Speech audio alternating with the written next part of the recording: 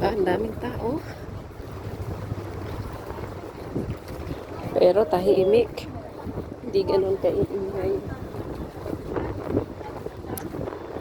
Kahit doon sa may train.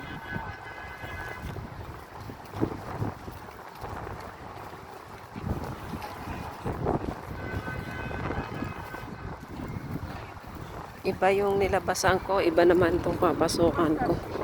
Kasi kanina pumasok ako, lumabas doon ako sa kabila. Dito naman ako papasok. Parang ulo ito, buntot. Parang ang dami na ng labasan. Kasi dalawang klase yung train dito. Mayroon yung umiikot lang around the Moscow. Yung umiikot na yun, pwede ako doon eh. May mas malapit papunta sa bahay. Sa inuuwian ko.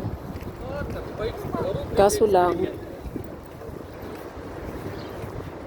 ayaw ko ng palipat-lipat. Tsaka pagbaba ko doon. Ibang bus yun eh. Hindi iba naman kasing bus ang dadaan.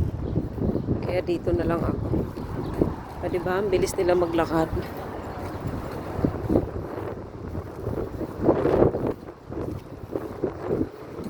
Dami kasing daanan dito.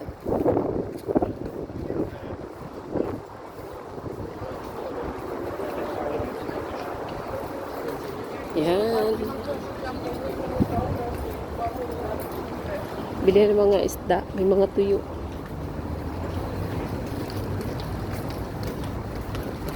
Papasok tayo sa sa loob ng train.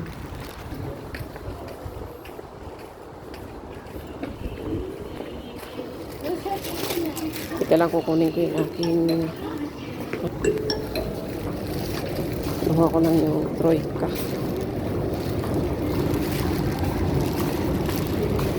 Sana naman pa ito. Troika ko.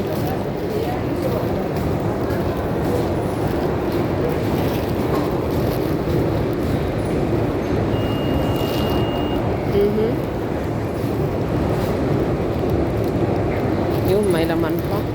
Kalalagay ko lang din naman. Bali, nakatatlong gamit na ako. Kasi kanina, 57 din yung kinaltas. Ang gara. Pumasok lang ako para mag-exit. Bago kasi ito eh. May bago to. Hindi kasi ako dumaan dito. Sa kabila ako dumaan. Kaya yan. Kunti ang tao ngayon. Ayan. Kunti ang tao ngayon. Diba kanina kasi ang dami. Pero wag ka, yung bantay pala tulog. Dito ako sa kabila.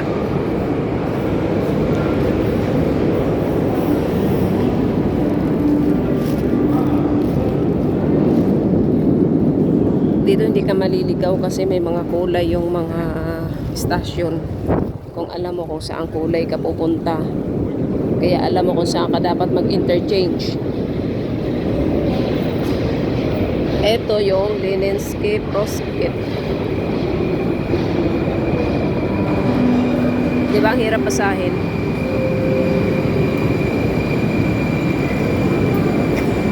Punong-puno. The train is approaching.